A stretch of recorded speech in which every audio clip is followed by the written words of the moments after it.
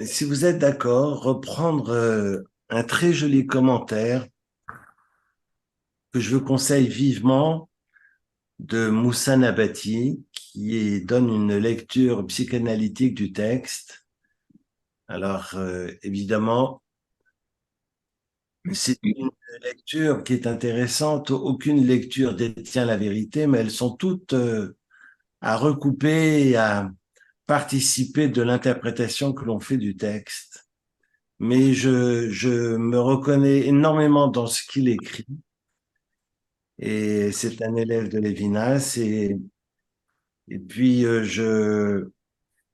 on est face à un psychanalytique qui vit à Paris, que je connais, que j'ai déjà fait venir ici à l'occasion d'un séminaire pour le DIP dans le cadre des formations pour adultes. Et puis, il a eu l'occasion de partager euh, autour, euh, autour de son livre, autour de la lecture qu'il avait. On traitait les questions de violence et d'antisémitisme à l'époque. Et donc, c'est dans ce cadre-là que j'ai eu l'occasion de le faire venir depuis Paris. Voilà, je vois d'autres personnes qui se connectent. On va patienter le temps que tout le monde puisse arriver. Et Reftov.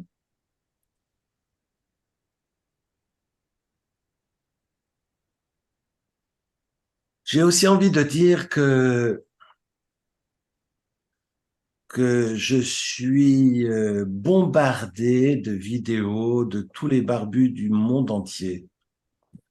Et puis on vient me partager. C'est pour ça que je vous cache pas, j'ai demandé dans les réseaux dans lesquels je suis qu'on n'envoie que de bonnes nouvelles et que des nouvelles qui permettent de voir la lumière. Parce que les malheurs, évidemment, la presse est là pour nous bombarder.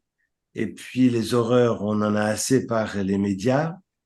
Et j'ai aussi énormément de vidéos qui arrivent sur mon WhatsApp, sur mes réseaux personnels, avec toutes sortes, comment dirais-je, de rabbins, de penseurs, de personnes qui sont à même de dire, voilà, c'est la Yeshua, c'est ceci, c'est cela, voici la raison.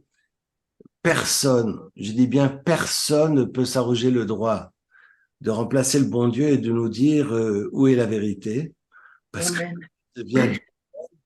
Et quand on aura lu, j'ai envie de dire, quand on aura lu tous les prophètes, quand on aura lu tous les textes de Ktuvim, quand on aura lu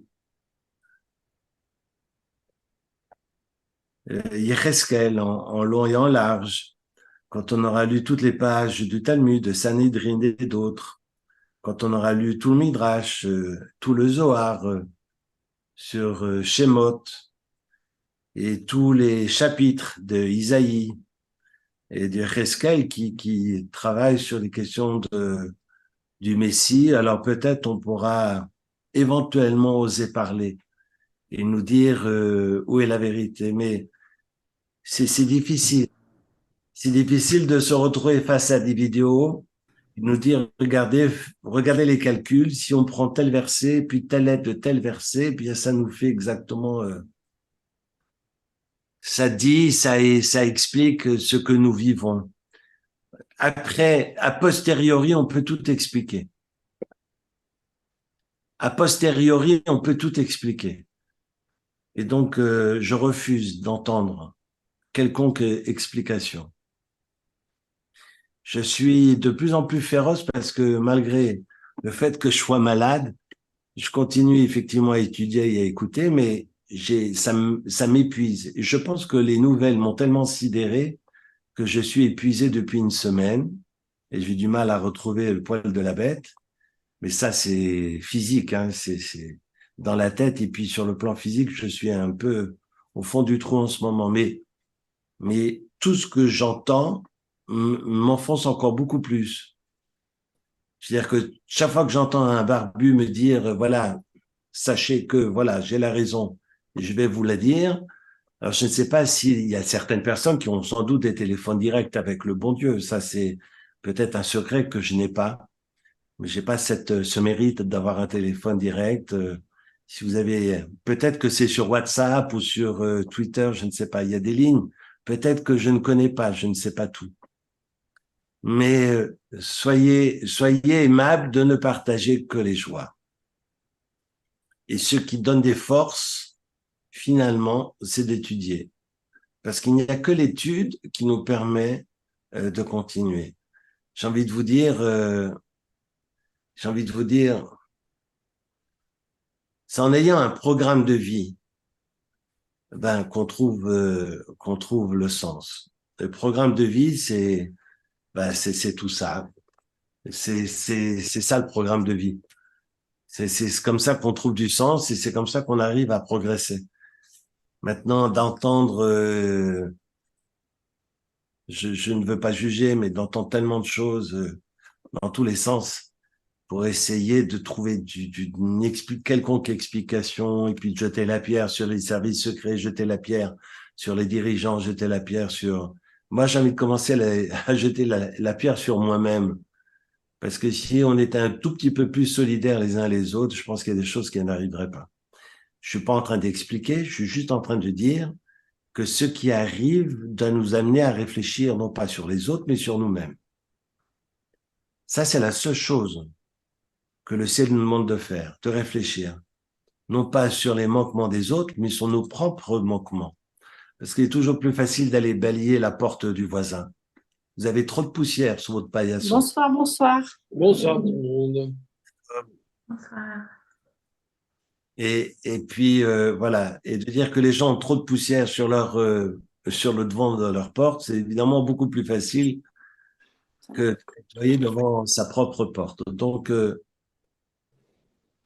je enfin, je répète, hein, j'ai malheureusement un sale Covid, mais je suis en train de me relever.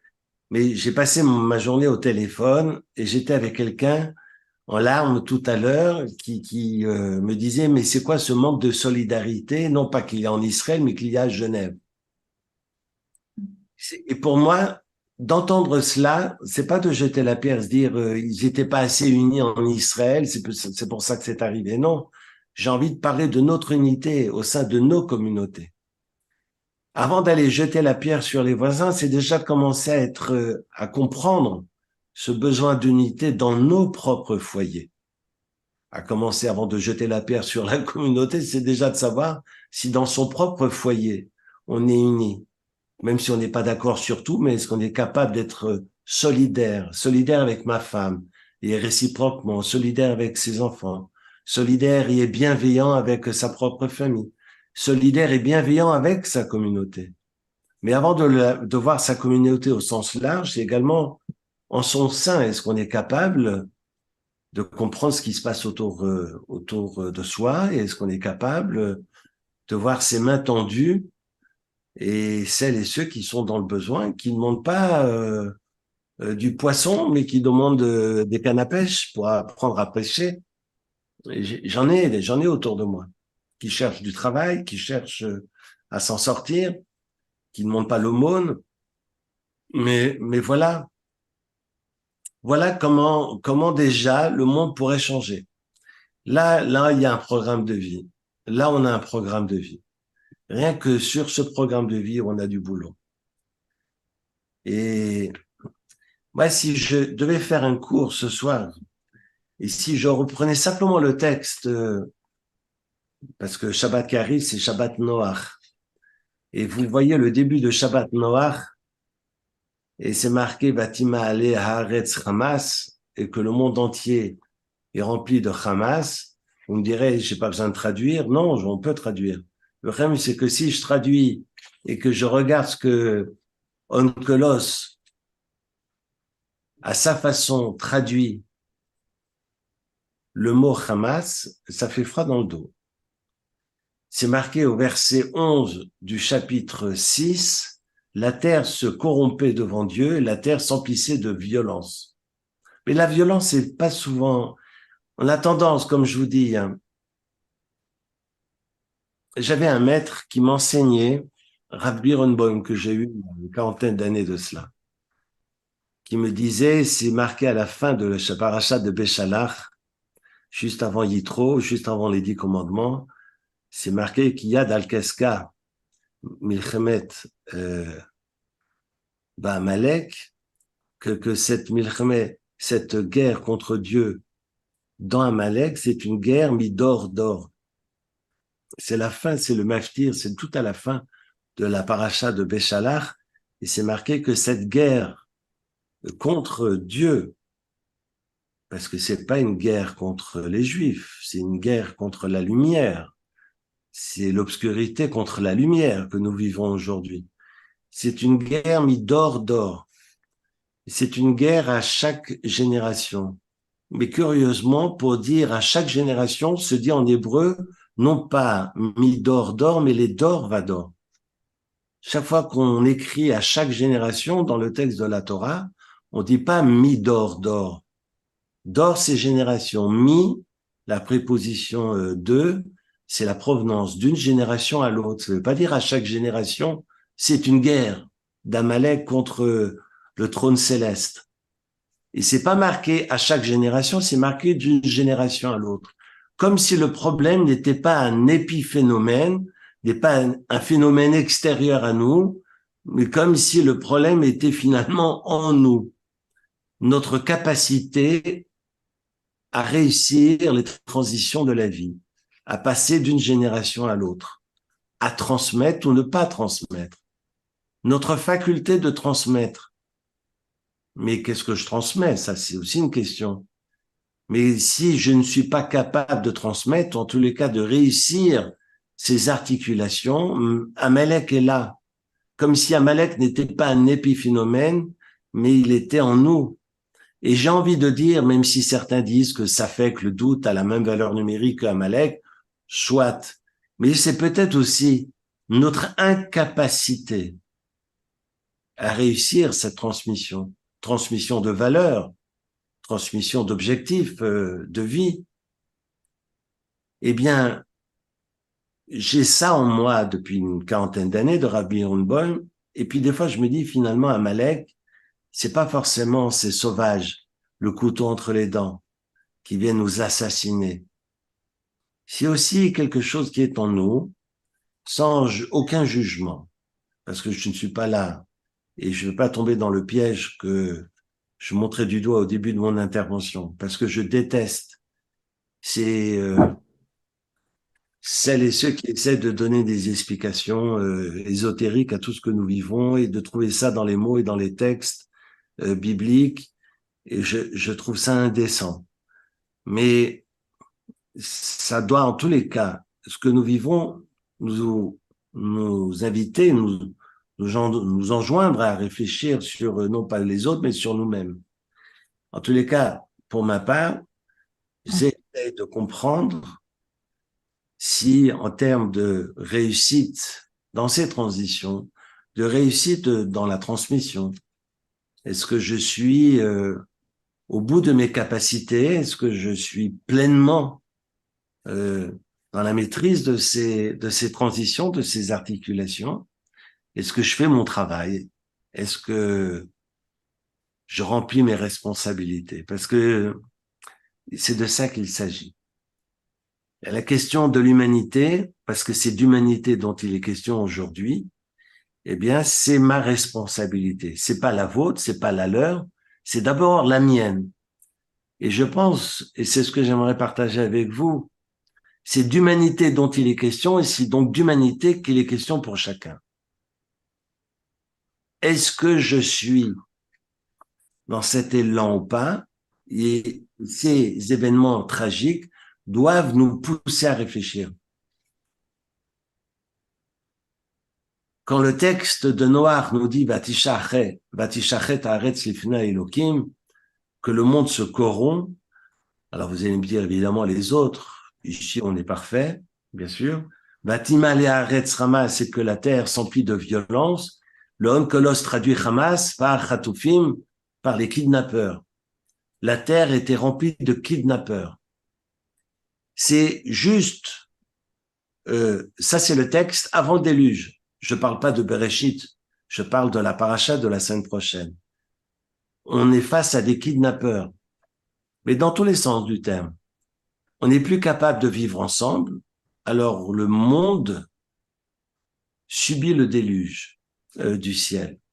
Akadosh Baruch Hu condamne le monde parce qu'on n'est plus capable d'être ensemble.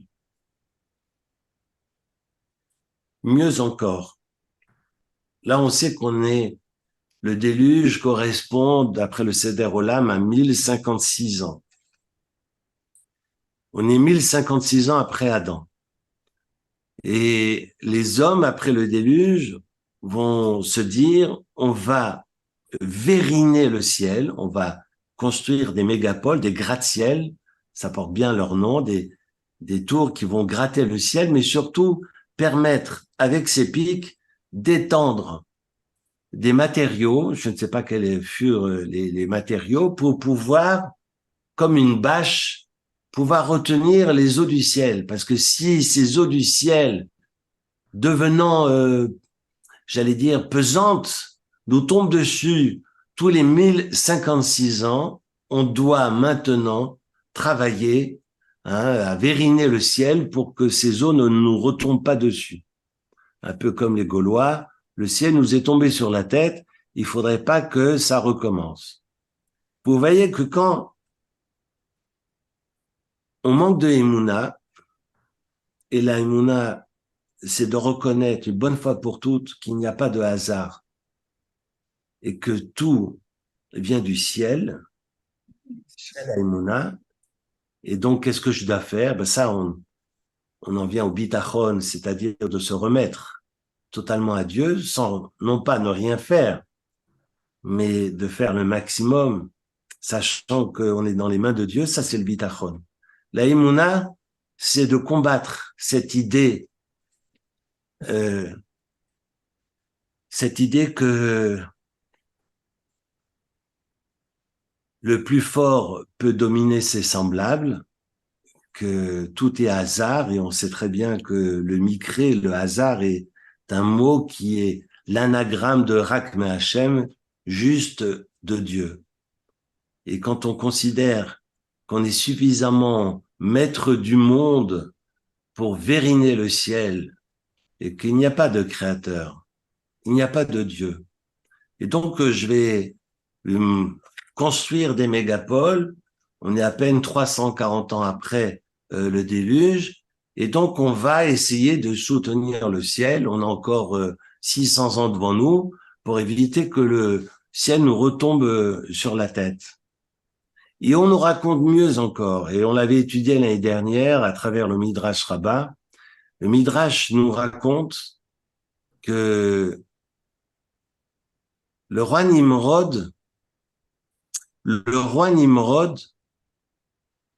fait un feu, le fameux feu Ur Kasdim.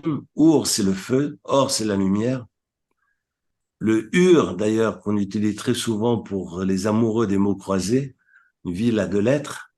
Ur Kasdim, c'est ce feu-là du roi Nimrod dans lequel il jettera tous les prisonniers politiques, ceux qui ne se rebellent et qui ne sont pas d'accord avec lui.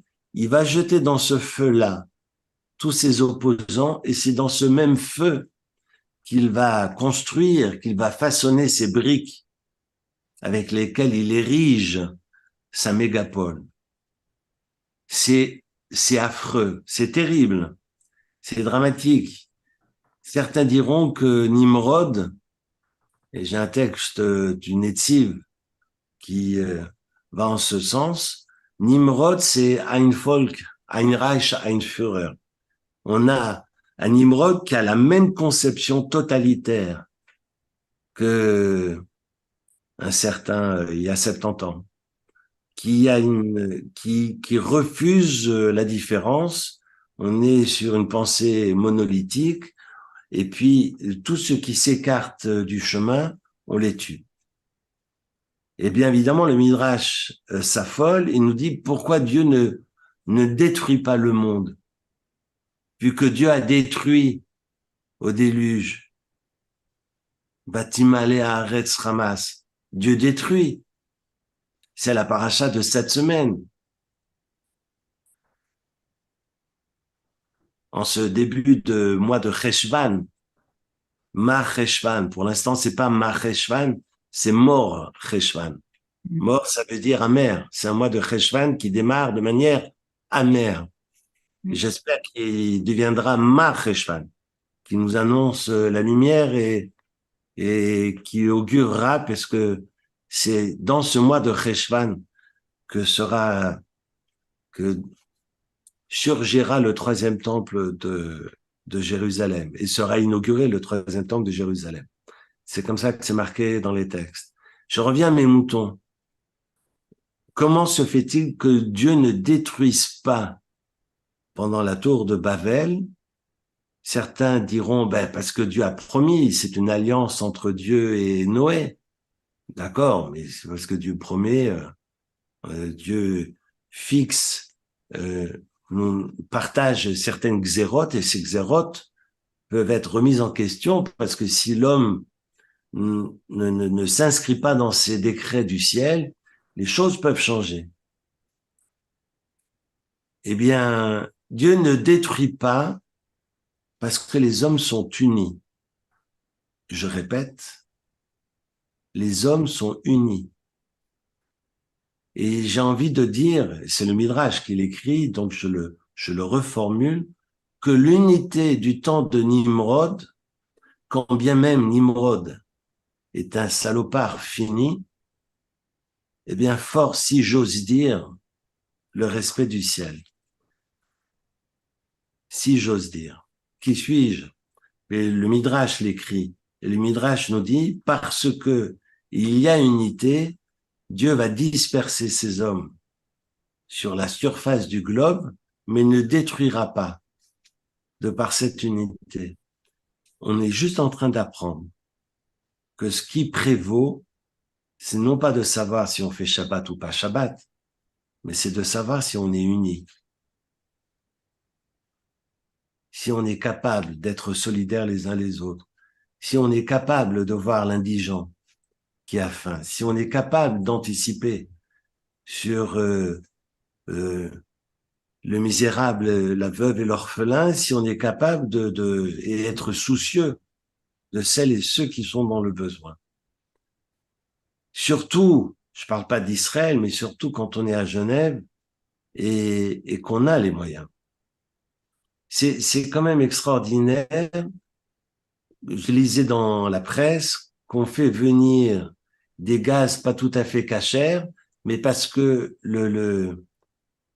c'est parce que le confort de la Suisse est à un certain niveau et qu'il faut surtout pas descendre ce confort de là où il se trouve, parce que sinon la masse populaire, nous les Suisses, nous serions malheureux.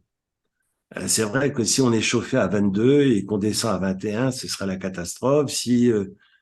Mais Enson, je sais pas maintenant, on n'est pas là pour jouer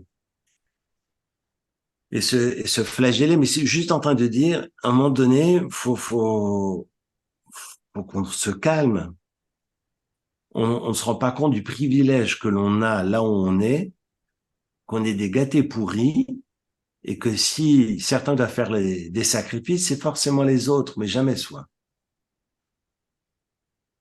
Si certaines personnes doivent faire des sacrifices, c'est ceux qui sont en Israël, mais pas ici. Ici, tout va bien. Le peuple est uni. On ne manque de rien, il n'y a pas de misérables. Les services sociaux à Genève sont au chômage. Ils savent pas quoi faire. Ils font des mots croisés. D'ailleurs, je leur dirais que Our est une ville une ville à deux lettres, UR. Ça aiderait peut-être toutes celles et ceux qui traînent au service social pour s'occuper, à faire des mots croisés. Non, je suis un peu caustique là ce soir, mais je suis profondément en colère par rapport à nos manquements. dans la solidarité. Et toutes nos forces et tout ce que je le vois aujourd'hui maintenant, parce qu'on m'envoie uniquement des bonnes nouvelles, ben, ce sont ces solidarités aujourd'hui en Israël. Ce sont j'ai mon beau-frère, 49 ans, qui est allé donner un coup de main. J'ai mon fils qui est en Israël lui aussi. Enfin, mes enfants sont tous les trois en Israël, mais qui sont allés à faire des cartons pour envoyer des vivres. Mais on peut toujours, il y a plein de choses à faire. Il y a énormément de choses à faire.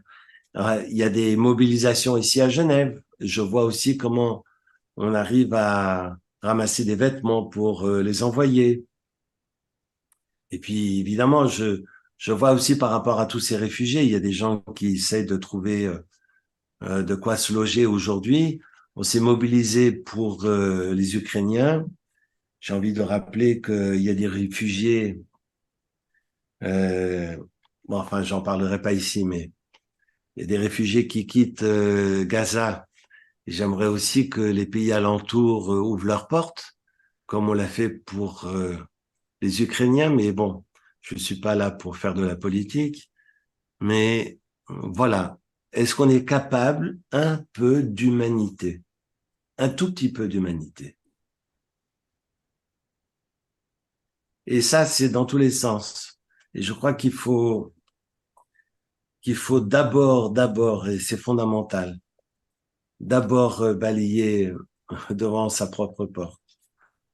Si vous me permettez, j'aimerais juste reprendre le texte magnifique de Caïn et Abel, parce que c'était ma promesse de ce soir, de parler du premier fratricide de l'histoire. C'est le chapitre 4.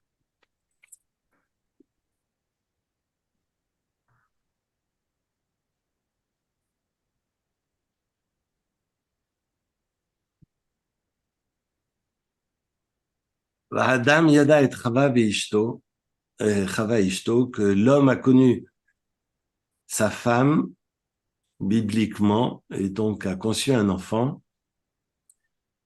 Et Vatar, Vatelet et Caïn, Vatomer, Kaniti, Ish et Hashem.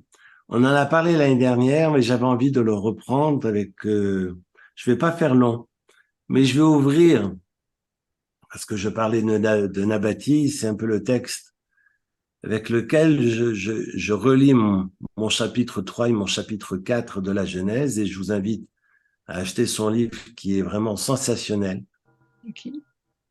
Moussa Nabati, N-A-B-A-T-I, qui est un psychanalyste à Paris et qui a fait un très très joli livre, une lecture psychanalytique et surtout psychologique du texte. Alors, je disais au début de mon intervention, c'est pas une écriture religieuse, mais je trouve sa lecture très intéressante par rapport au texte, parce qu'évidemment, le texte est un texte divin et que chaque mot, évidemment, est divin, mais rien n'est anodin de ce qui nous est partagé. Je ne peux pas étudier le premier chapitre avec vous, ni avec moi-même, premier chapitre de la Genèse, parce que la création du monde est incompréhensible, parce que ce que Dieu nous livre pour comprendre la création du monde c'est réduit à 31 versets. Il y a si peu d'indications que je ne peux absolument pas comprendre cette création. Il y a plus de 400 versets pour l'édification, pour la construction du tabernacle. Et j'ai envie de dire comme Leibovitch, c'est que le bon Dieu veut que je m'intéresse à ce que je fais de mes mains et non pas que je m'intéresse à ce qu'il fait lui de ses mains, si j'ose dire. C'est-à-dire que mes œuvres, mon œuvre, c'est la maison de Dieu, ou plutôt ma maison, pour autant que je mets de Dieu dans ma maison.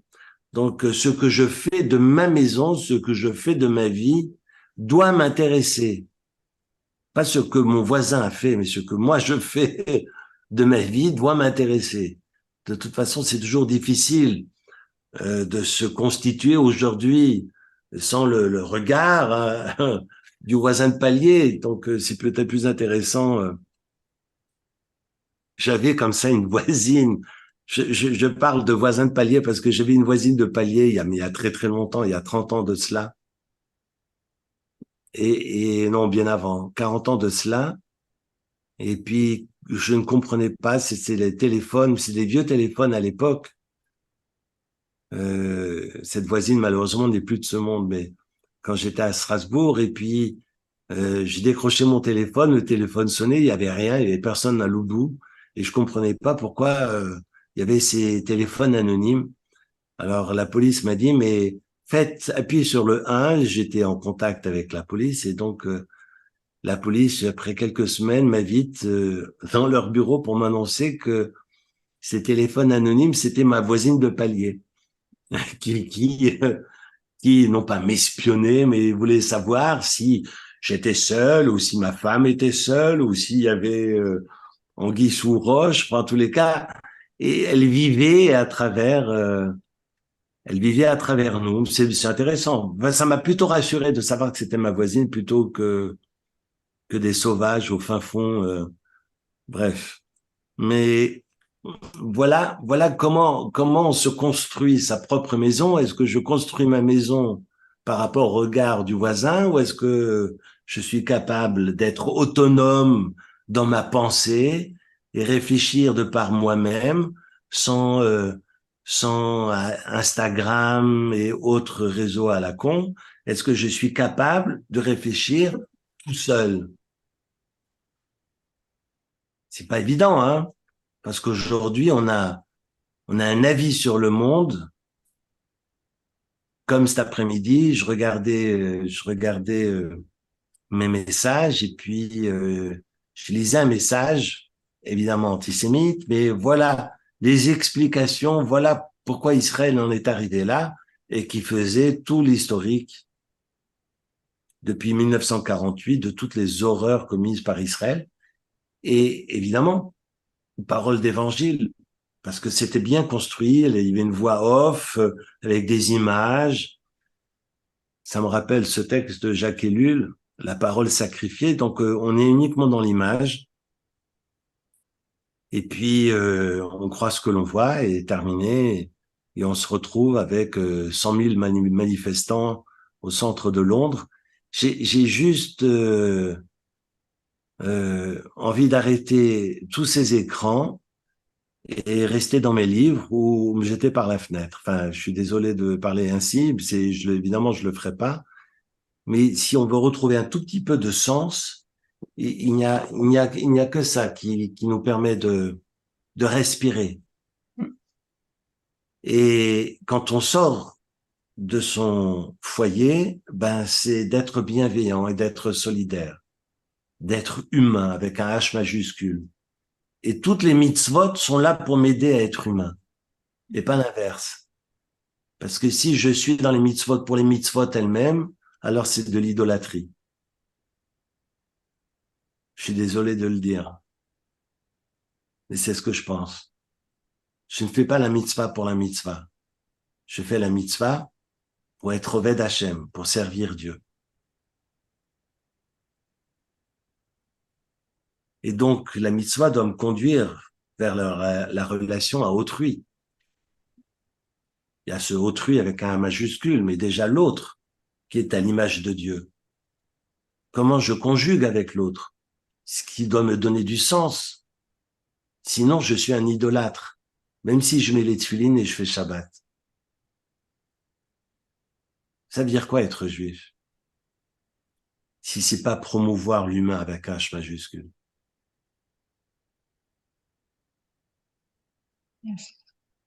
C'est une responsabilité.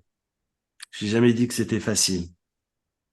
Il y a peut-être des coupables, mais ça, on fera nos comptes après. Mais en tous les cas, on est tous responsables. On est tous responsables. Tous. Et moi le premier.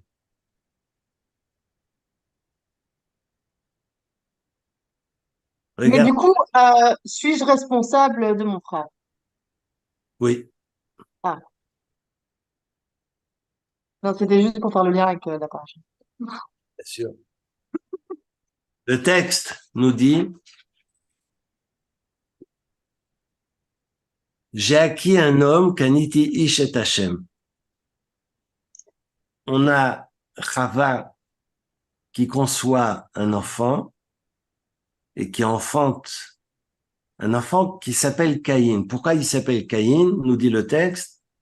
Vatomer kaniti ish et Hashem, car j'ai acquis un homme avec Dieu. On traduirait, j'ai acquis un homme avec l'aide de Dieu. Mais on peut l'entendre de différentes façons. Normalement, le texte nous dit littéralement, j'ai acquis un homme avec l'aide de Dieu. D'abord, kaniti, ça veut dire j'ai acquis. C'est pour ça que Caïn s'appelle Caïn, mais il s'appelle kaniti, il s'appelle acquisition. Donc, il a été acheté, acquis, et que c'est un homme, c'est pas un nourrisson, parce qu'elle parle de kaniti ish. Je sais pas, l'accouchement a dû être quand même douloureux, parce que si c'est un homme qui en sort, est Hachem avec Dieu, son mari n'est pas Adam, c'est Dieu. Ainsi, je lis comme ça à brûle-pourpoint, je pourrais le lire aussi ainsi, même si je me trompe. Mais que veut dire kaniti ish et? Et veut dire avec, parfois. Et Hachem, ça veut dire que j'ai acquis un homme, non pas avec toi, Adam, mais avec Dieu. Je parle pas du Zohar, parce que j'ai étudié le Zohar pendant tout Shabbat, une part de Zohama, il y a une part de semence qui vient du Nachash, mais si le Nachash est un ange, alors comment est-ce qu'il peut y avoir du matériel dans ces... Enfin bref. C'est compliqué. Évidemment, on est dans quelque chose de compliqué, mais pas tant que ça. Mais je vais pas revenir et je vais pas épiloguer sur les explications kabbalistiques. On est sur une création qui n'est pas totalement, d'après le Zohar, totalement humaine et qui n'est pas viable. Il faut que pour que l'homme soit homme, il soit totalement libre. Ça veut dire quoi, libre? Ça veut dire qu'il ait face à lui le bien et le mal et que la mitzvah lui permette de choisir de faire ou de ne pas faire. C'est la liberté de choisir qui est liberté et qui, autrement dit, est responsabilité. Je suis face à un choix. Si je ne suis pas face à un choix, si je ne peux choisir, je ne suis pas libre. Donc, je suis totalement libre. Il n'y a pas de mektoub dans la Torah. Peut-être une prédestination. C'est vrai que si je nais dans une famille extrêmement riche, il y a de fortes chances que je m'en sorte. Et inversement. Mais ça veut rien dire. Et si je nais dans une famille où tout le monde est de peau noire, j'aurais forcément forte chance que je naisse moi aussi avec une peau de couleur. Donc là, il y a des atavismes, il y a des prédestinations aussi. Là, sur le plan social, il s'agit pas de ça. Quand on parle de mektoub, souvent dans d'autres traditions religieuses, ça veut dire c'est ainsi que la personne naît. Et puis, il n'y a pas d'autre issue que ce qui est écrit. C'est totalement faux. Totalement faux.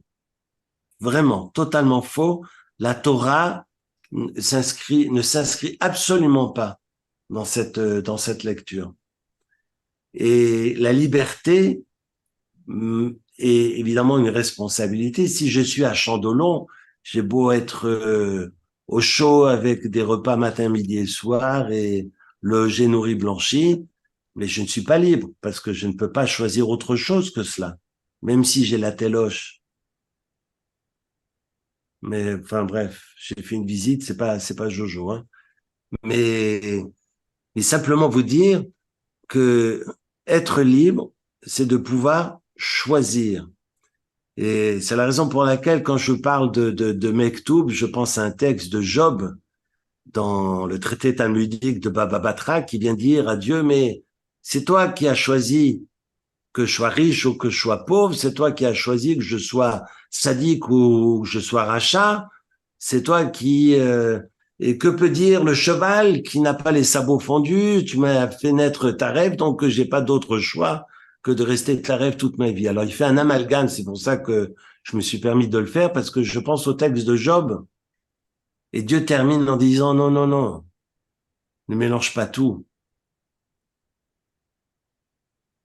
Bara Kadosh Baruch Hu Yetzer Hara bara lo Torah tavlin. C'est marqué dans le texte du Talmud que le bon Dieu va créer le Yetzer Hara. Que veut dire le Yetzer Hara? Le mauvais penchant. Alors, le Maharsha, Rav Edels, le Maharsha, le commentaire sur le Talmud dira, le Yetzer Hara, c'est le libre arbitre. Parce que j'ai la liberté de faire ou de ne pas faire, et pour pouvoir conduire cette liberté, j'ai besoin tavlin. Tavlin, ce sont ces épices. Je viens saupoudrer cette Bechirat Rovshit à travers la Torah. Et la Torah permet de canaliser justement ma pulsion de vie.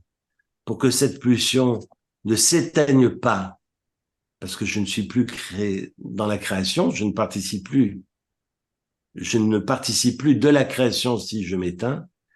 Et inversement, cette pulsion est sans limite, j'en viens à de la perversion et à empiéter finalement sur les autres. Donc, il ne s'agit pas d'éteindre cette pulsion de vie, parce que c'est ça la Neshama. Et c'est intéressant comme la naissance de Caïn et Abel est à l'endroit de cette Bechira. Je vais faire ça dans le texte avec vous, mais je vous invite, si vous avez l'occasion un jour d'aller dans une bibliothèque et acheter Nabati, c'est très intéressant, puisqu'il a cette lecture psychologique et psychanalytique de ces naissances-là. On a, évidemment, j'allais dire, on est ligoté pour certaines choses. On parle de prédestination par rapport à Pessah. Ici, on parle de prédestination par rapport à Pessah. Je donne un exemple. On sait que Pessah va naître de la sortie d'Égypte. Il y a une prédestination qui se dessine à travers ce 12e, 13e, 14e chapitre de l'Exode. C'est juste, mais en même temps, c'est faux, parce qu'on sait très bien que nos patriarches vont vivre la fête de Pessah. Donc, la fête de Pessah va non pas naître de l'histoire, parce que nous avons nos patriarches qui fêtent déjà Pessah. Donc, que veut dire Pessah?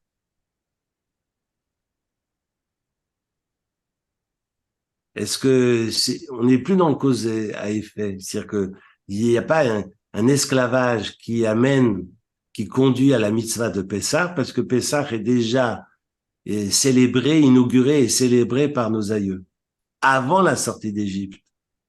Alors de quoi on parle? Il y a des prédestinations, mais il n'y a pas de mektoub, il n'y a pas de destin. Rien n'est signé d'avance. Et évidemment, c'est là la grande difficulté que nous avons, parce qu'on sait que Dieu sait tout d'avance, mais on a cette capacité, on a cette liberté de choisir, sinon nous ne serions plus responsables. Le texte nous dit,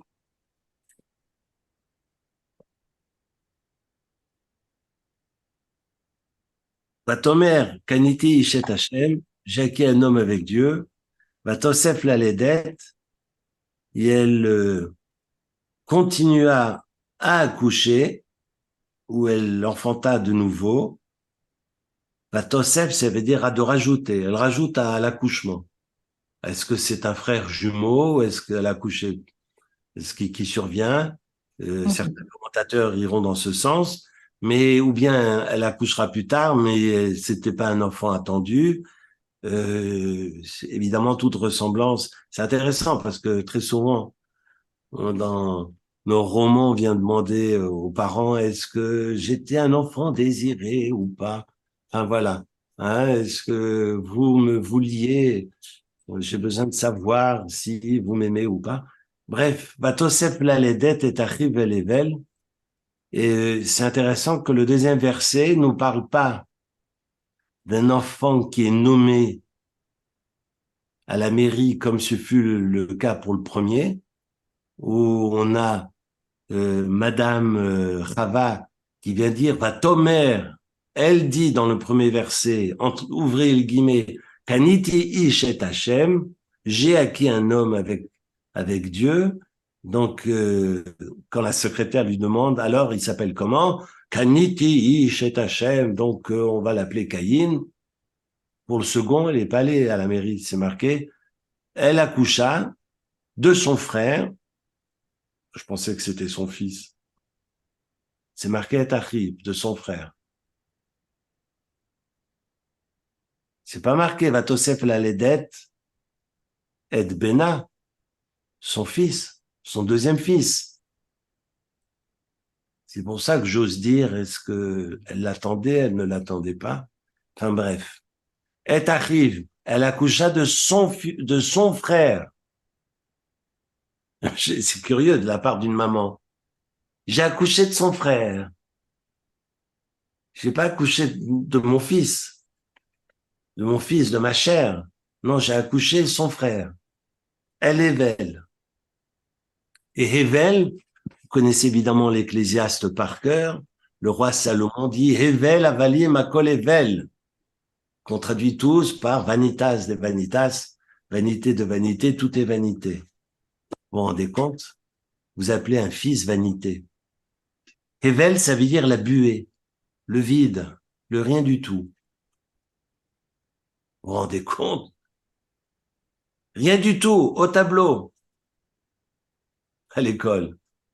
Quelle rigolade, hein? Vous vous rendez compte, le professeur? Rien du tout. Viens ici. Non, mais je veux dire, quand on s'appelle rien du tout, alors de deux choses l'une, soit ça fait plaisir, mais évidemment, quand on grandit, on va à la mairie et puis on va dire à la secrétaire, parce que bon, le maire, il a autre chose à faire, avec tous les cocktails et tout, il y a du boulot, hein. Mais vous savez quoi, est-ce qu'il serait possible de donner un papier, on va rajouter Dupont, on va rajouter Jean-Pierre, mais rien du tout, c'est pas génial, quoi. De s'appeler le vide, le rien du tout. Alors, et c'est pas cela, c'est que Vatosef la les dettes, elle continue à accoucher, donc on voit bien que ce qui est attendu de la part de la mère, c'est un fiston qui s'appelle Caïn et que son frère est totalement écarté du champ. C'est le cas de le dire. Le verset nous dit, à la fin du deuxième verset, Vayevel roetzon ve Caïn aya oved adama. Abel est un gardien de moutons, un pâtre, et Caïn est un oved adama.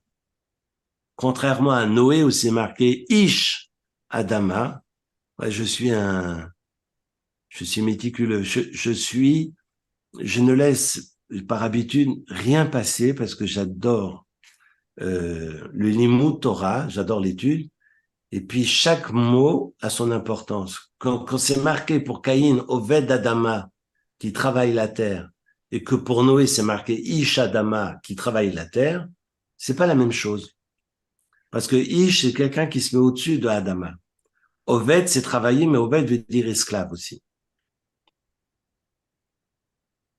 C'est pour ça que Nabati parlera d'un sédentaire et d'un nomade. Et peut-être que Dieu a toujours mis en avant les nomades.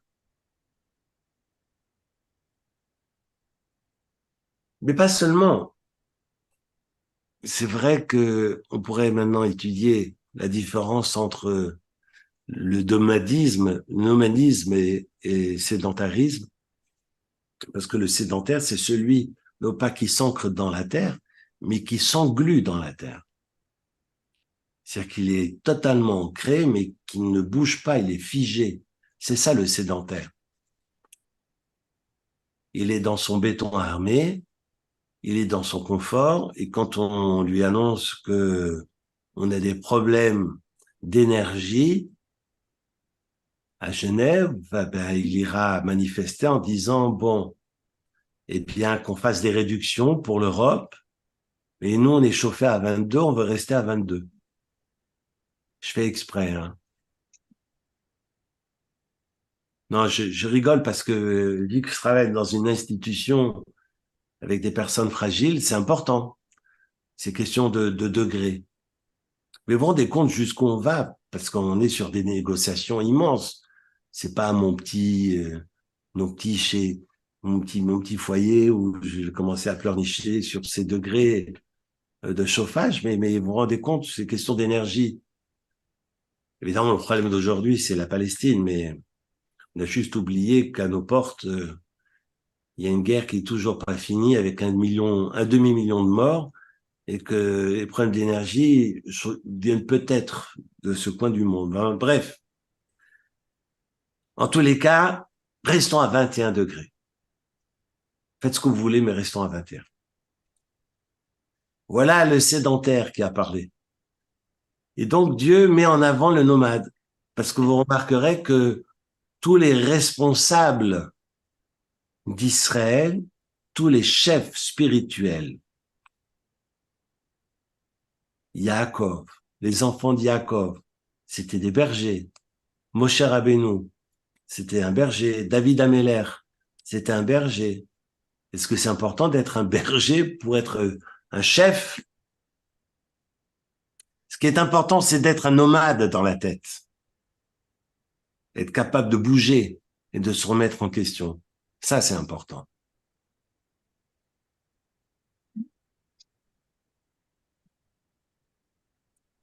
Et curieusement, dans ces événements, on voit un Caïn qui prend des initiatives. Et à chaque fois qu'on parle d'initiatives, c'est Caïn qui les prend. C'est jamais Ével. C'est le premier-né qui prend des initiatives. C'est jamais facile d'être un premier-né. Mais regardez. Le troisième verset. Et ce fut au bout de quelques jours, au bout des jours, Vayave Caïn, et Caïn apporta mipri à Adama des fruits du sol, mincha, en offrande à Dieu. On prie Dieu, on parle avec Dieu.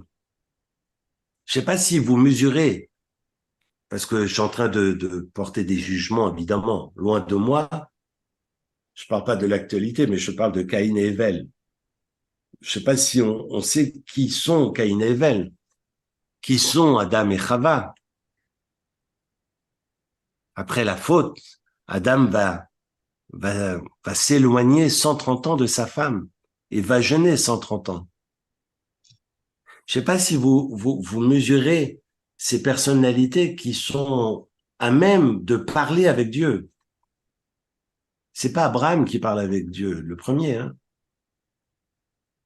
Quand c'est marqué que Dieu parle à Caïn, ça veut dire qu'ils se parlent entre eux. On n'arrive même pas à la cheville de ces personnages. D'abord, on ne comprend rien. Et puis on dit oui, le méchant Caïn, oui, le méchant Ével, oui, le méchant Adam qui a mangé du fruit. Il faut juste un peu se réveiller. De quoi on parle? On parle d'Adam Arishon, Adam qui va parler avec Akadosh Baruch Hu et qui va, par exemple, Dieu va lui remettre tous les animaux pour qu'il les nomme. C'est pas Dieu qui va nommer les animaux. Il se remet totalement à Adam Arishon pour trouver un nom pour chaque animal. On est dans une chorma qu'on ne mesure pas, qu'on ne comprend pas. Je ne sais pas si on peut, alors j'essaye à mon niveau tout petit, infime, poussiéreux, d'essayer d'apporter quelques éclairages. Mais évidemment, on n'est pas dans le Hémet, et puis on est de loin à comprendre totalement, parce que quand on voit ces conversations qu'il y a entre ces hommes et Akadosh Baruch Hu, bah, on n'y est pas. Hein. Et Caïn et Ével, même chose. Alors, je termine ma première lecture. C'est une lecture. Je ne détiens pas la vérité, loin de là. Mais je croise cette explication avec Nabati que j'aime beaucoup. Et qui dit, on voit que Caïn apporte des fruits en offrande. Et Hevel, Hevi Gamhu, Hevel, lui aussi, il apporte des offrandes. Moi aussi. Bon, qui fait... et on a des preneur d'initiative, puis vous avez toujours un petit dernier, moi aussi, bechavod. Et regardez, juste avant qu'il y ait crime, c'est marqué qu'ils sont dans le champ, au verset 8, Vayomer Caïn elevel achiv. Vayi biotam basade, vayakom Caïn elevel achiv, vayargeu. Et voilà que Caïn parle à Avel, son frère, et ce fut comme ils étaient dans le champ, Caïn se lève contre son frère Abel et le tue. Mais c'est marqué au début, Vayomer Caïn elevel. On ne sait pas ce qu'ils se sont dit. D'ailleurs, qui prend l'initiative de parler? C'est Abel? Non, c'est Caïn. Qui prend des initiatives depuis le début? C'est Caïn, c'est pas Abel. Vous voyez même que dans le verset 8, Caïn parle. Caïn essaye de parler. Il n'y arrive pas. Mais celui qui prend l'initiative, c'est pas Abel. Il Moi, j'ai s'appelle, une question. il s'appelle rien du tout, de toute façon. Donc, il va prendre l'initiative. Moi, j'ai une question par rapport à ce verset 8 de, est-ce qu'on est sûr qu'il lui dit quelque chose? Ou il y a un silence et il se jette sur lui et c'est ce silence qui est violence finalement dans la non-parole. Il lui parle, il lui parle. Le Midrash est très très long là-dessus. Mais retrouvez le Rashi, d'ailleurs sur le verset, qui entame effectivement la discussion. Il cherche querelle et dispute pour trouver évidemment un prétexte pour le tuer, mais il se parle. Le Midrash va expliquer quels vont être les échanges. Mais ce qui est fou, c'est que si on s'en tient uniquement au texte, au sens obvi, on a un Caïn qui prend l'initiative de parler. Même s'il y a des colères dans ses mots, MOTS, mais il parle. Et quand il prend des initiatives, pour les offrandes, c'est lui qui offre. C'est pas Evel. Evel va l'imiter. Et ça va être un imitateur jusqu'au bout. Finalement, la Torah nous enseigne que c'est ni Caïn et Evel qui permettront à l'humanité de naître. L'humanité ne commencera qu'à partir de Shet, S-E-T, le troisième enfant de Adam et Ève. Caïn ni Evel ne pourront féconder l'humanité, parce que ni l'un ni l'autre sont en mesure de féconder l'humanité. Il faut comprendre pourquoi. C'est mon propos, j'ouvre une porte, je suis pas en état d'abord parce que je suis malade, mais je suis pas en état et j'ai pas le temps ce soir, mais ça vaut la peine. Si vous avez envie, on peut travailler sur ce texte et cette semaine et la semaine prochaine où je serai peut-être en meilleure forme, si Dieu veut, mais de comprendre finalement les intentions et des uns et des autres. Parce que certains écriront, si Caïn a un ego surdimensionné, c'est parce que il y a un responsable qui est Chava, qui l'a surgonflé. Et je fais ce signe parce que c'est la pompe à vélo, hein. Mais et c'est la première chose qui traverse l'esprit. On a un gamin qui est un enfant roi, on a un autre qui disparaît dès la naissance et qui n'ose pas s'affirmer et que Dieu va mettre en avant. Alors, est-ce que c'est pour lui permettre de s'affirmer qu'il est mis en avant? Évidemment que non. Il faut comprendre ce qui se trame. En tous les cas, si Dieu agrée l'offrande de Hével, c'est pour nous apprendre quelque chose. La place du deuxième. D'ailleurs, vous remarquerez que tous les bergers d'Israël, les bergers, les responsables spirituels, et donc les bergers d'Israël, sont des bergers et sont des deuxièmes. Ce ne sont jamais des premiers. Yitzhak est le deuxième par rapport à Ishmaël.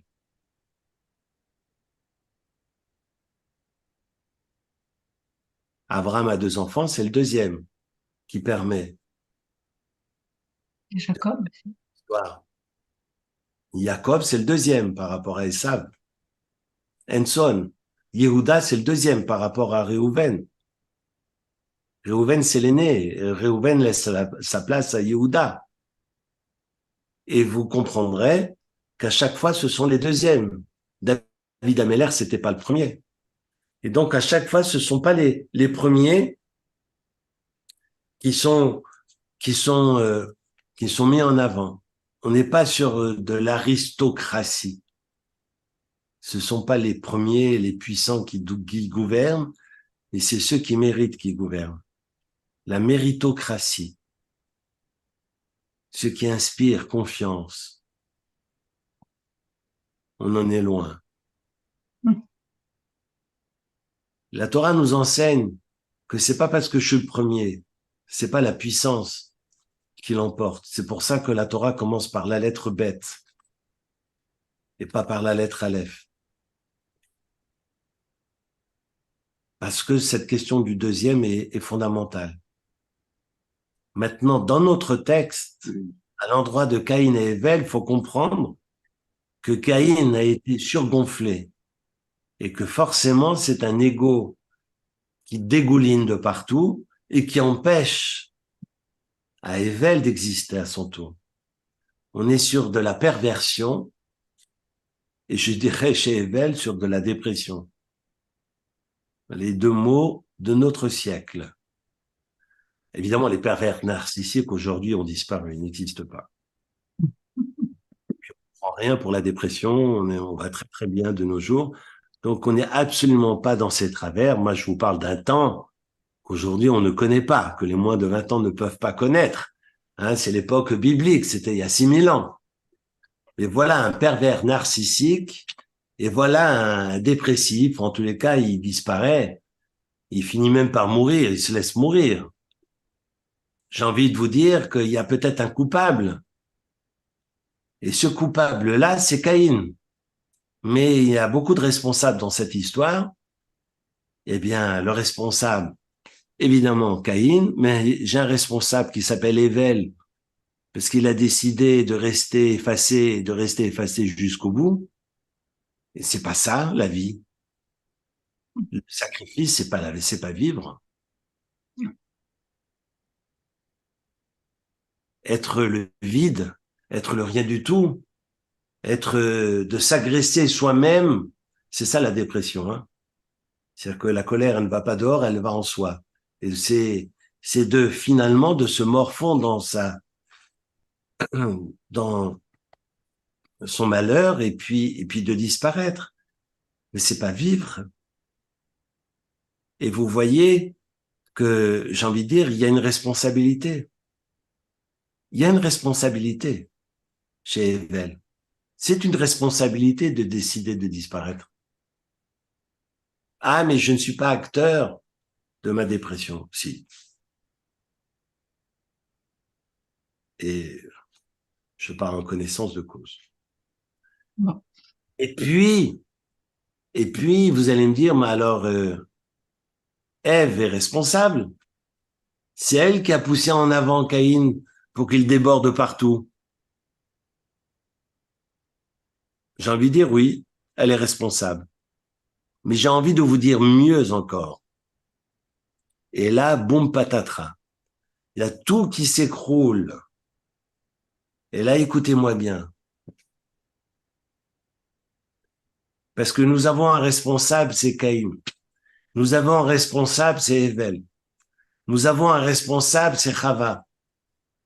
L'humanité ne peut naître parce qu'on a encore un responsable et qu'il faut nommer, c'est Adam. Et évidemment, son absence, il est où? Triangulation, le père, repère, il est où lui dans tout ça, en fait? Évidemment qu'elle ne peut pas porter la responsabilité de l'éducation de deux enfants. Calmons-nous, calmons-nous. Non, mais, Et mais c'est la simplement, passion du texte, Eric, c'est la passion du texte. non, non, mais simplement, c'est ce que le texte nous enseigne. Mais les absents ont tort. Si Chava déborde, c'est parce qu'il y en a un qui n'a pas pris sa place.